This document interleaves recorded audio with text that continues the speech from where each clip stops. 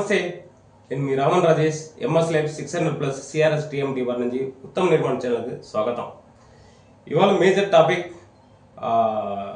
మన కన్స్ట్రక్షన్లో Windows and door జామ్స్లో మనం ఎక్స్ట్రా కేర్ ఏం చేద్దాం అనేది ఒక పాయింట్. మ్యాక్సిమం 99 కాదు 100% పీపుల్స్ ఏం చేస్తున్నాం ఈరోజు అంటే విండో జామ్స్లో బాటంలో చిన్న సిల్ బెడ్ వేద్దాము, టాప్లో లిండల్ వేస్తాం. సైడ్ బాండ్ అనేది వెర్టికల్ బాండ్స్ అనేది రెండు సైడ్ ఓపెనింగ్ లా వెర్టికల్ బాండ్స్ అనేది 100% పీపుల్స్ ఎవరు కూడా చేయట్లేదు. ఒకవేళ అంతకుముందు మనం వుడెన్ ఫ్రేమ్స్ చేసేటప్పుడు ఇట్లాంటి ప్రాబ్లమ్స్ రాకపోవచ్చు. ప్రజెంట్ ఉన్న మార్కెట్ ఏంటంటే 90% పీపుల్స్ వుడెన్ పోతలేదు. ఎందుకంటే టేక్ వుడ్ అనేది హెవీ కాస్ట్ అయిపోయింది. మార్కెట్లో మనకు ప్రతి ఒక్క మెటీరియల్ కాస్ట్ పెరగడం వల్ల కాస్ట్ అనేది ఇంక్రీజ్ అయిపోతుంది. టోటల్ కన్స్ట్రక్షన్ కాస్ట్ అనేది ఇంక్రీజ్ అవుతుంది.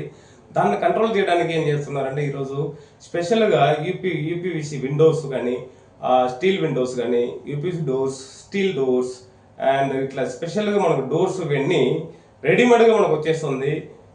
టాయిలెట్ డోర్స్ కూడా మనకి యూపీవీసీ డోర్స్ వస్తుంది. యూపీవీసీ పోంగ ఇప్పుడు యూపీఎస్సీ డోర్స్ వస్తుంది.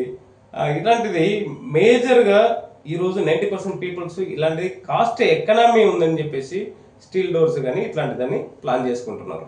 ఇలాంటి ప్లాన్ చేస్తున్నప్పుడు మనకేంటంటే విండో జామ్స్లో వాల్ ఫాస్టనర్ అనేది మనం పెట్టలేము. విండో జామ్స్లో వాల్ ఫాస్టనర్ అనేది మనం పెట్టలేము. అట్లాంటిది డైరెక్ట్గా స్క్రూయింగ్ చేయడం అనేది ప్రాసెస్. యాక్చువల్లీ మనం కంప్లీట్గా ఫ్రేమ్ ఫినిషింగ్ చేసి ఇచ్చేస్తే తీసుకొచ్చి స్క్రూయింగ్ చేస్తారు. స్క్రూయింగ్ చేసినప్పుడు ఇక్కడ డ్యామేజ్ అవ్వడం జరుగుతుంది. అంటే బ్రిక్స్ ఉంది కాబట్టి బ్రిక్స్లో స్క్రూయింగ్ చేసేటప్పుడు డ్యామేజ్ పాసిబిలిటీస్ ఎక్కువ ఉంది. అలాంటి సిచ్యువేషన్లో క్రాక్స్ వచ్చే పాసిబిలిటీస్ కూడా ఎక్కువ ఉంటుంది. దీన్ని అవాయిడ్ చేయాలంటే వెర్టికల్ బాండ్స్ అనేది వెరీ వెరీ ఇంపార్టెంట్. మనకు సిల్ బెడ్లో 2 inches or 3 inches థిక్లా మన సిల్ బెడ్ వేయడం, విండో సిల్ బెడ్. అందులో కూడా మీకు 10 mm or 8 mm యూజ్ చేసి హుక్స్ ప్రొవైడ్ చేసి బెడ్ వేస్తాము. సో లిండల్ అనేది మనకు స్పాన్ బట్టి, విండో ఓపెనింగ్ స్పాన్ బట్టి మనకు 10 mm వేయవచ్చు, లేకపోతే 12 mm కూడా ఉండవచ్చు. అక్కడ రింగ్స్ 8 mm స్టిరప్స్ ప్రొవైడ్ చేసి మనకు లిండల్ వేస్తాం. సో వెర్టికల్ ఏంటంటే ఈ కింద ఉన్న బాటమ్ సిల్ బాండ్కు టాప్ లిండల్కి రెండింటికి కనెక్టివిటీ 8 mm ప్రొవైడ్ చేయాలి. 8 mm or 10 mm ప్రొవైడ్ చేసుకోవచ్చు 2 sides. ఇందులో కూడా హుక్స్ 8 mm హుక్స్ కంపల్సరీ టై చేయాలన్నమాట. సో బాటంలో ఈ సిల్ బెడ్లో ఏం చేయాలంటే 1 feet అనేది ఎల్లు సిల్ బెడ్లో కనెక్ట్ అయిపోవాలా లెగ్.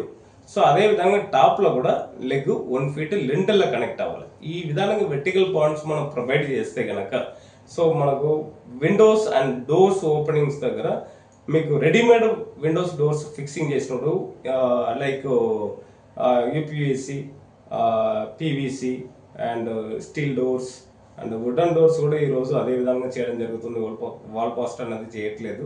సో ఇలాంటి సిచ్యువేషన్లో మనకు డ్రిల్లింగ్ చేసి మనం యాంగర్ ఫాస్టనర్ కొట్టేటప్పుడు మీకు వాల్ డ్యామేజ్ జరగడం ఆగుతుంది.